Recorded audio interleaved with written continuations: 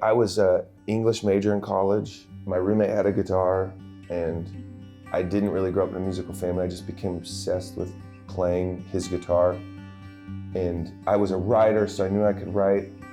And honestly, I started writing music, getting music because I love music, but I was terrible at covering other bands' stuff. So I was like, I remember sitting down with the guitar and like looking at a John Mayer chart. I was like, whoa, I can't play this.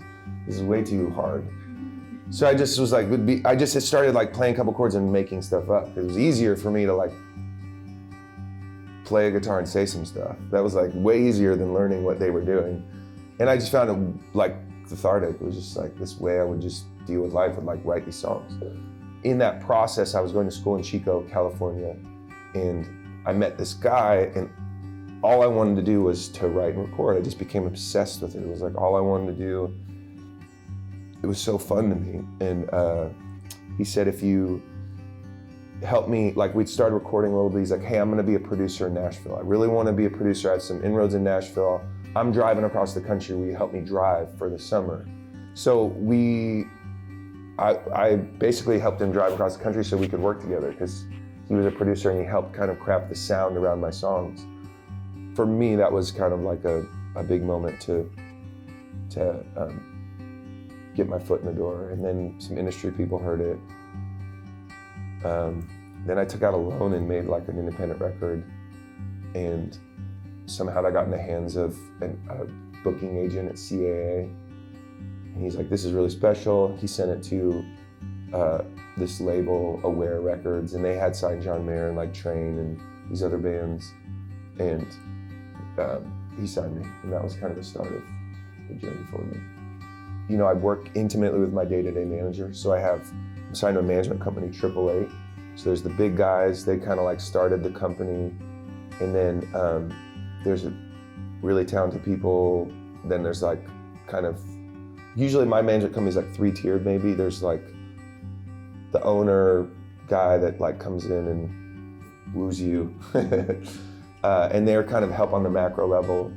Sometimes you have a person in the middle, and then you have a day-to-day person that kind of you talk to a lot, and they're helping you, like, do you like an ILC? Or like, you know, it's all the way from, hey, do you want to speak at school? Do you want to like, we're going through that stuff, scheduling my flights and travel, and if I have a co-write coming up, they're kind of more involved in your calendar and your day-to-day, what you're doing every day, and making sure it happens.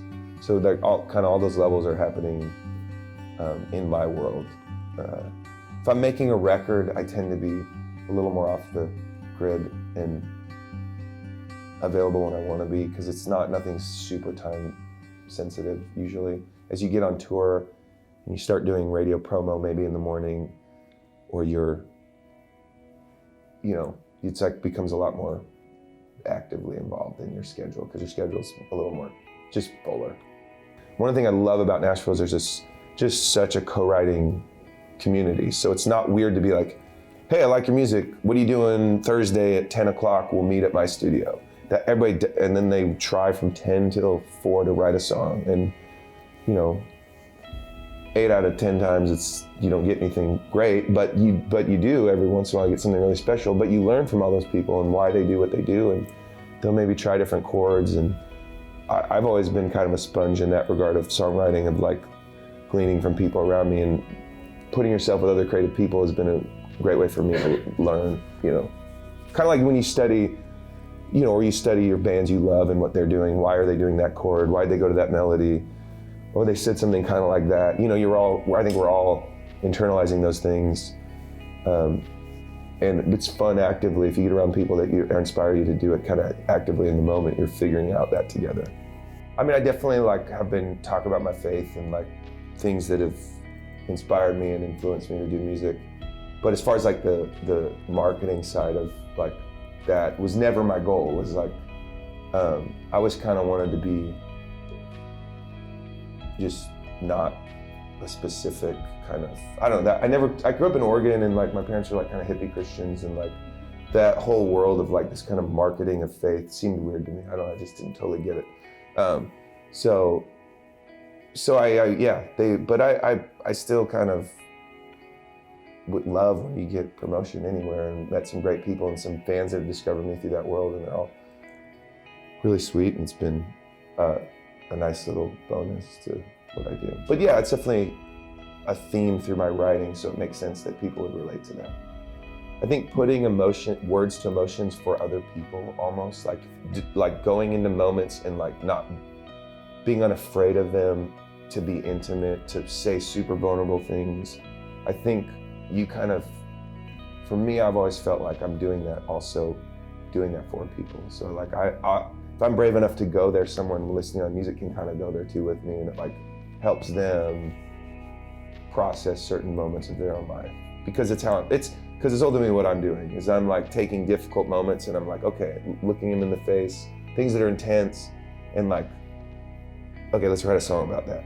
That's kind of my style. I've always done that, kind of gone towards maybe like melancholy, cool, emotional, intimate things, and try to unpack them for myself. It's hard to write songs. It's hard to find moments where you can write songs. So I'm always attempting, but if I find a moment where songwriting, like the world slows down and there's like, it's easy at that moment, I try to get as far as I can. And you don't like maybe have to write the second verse all the time. Sometimes that's the joke, is like, you never write the second verse, you're like, oh, we got it. We got a verse in the chorus, we'll write it tomorrow. I always try to really try to ride those waves and get things done, because usually the best songs I've written happen fairly fast and they kind of write themselves. So you try to, when those waves come, I try to ride them. Thank you very much. Hey, thank you guys so much for having me. It's my treat. Love talking about it. Yeah.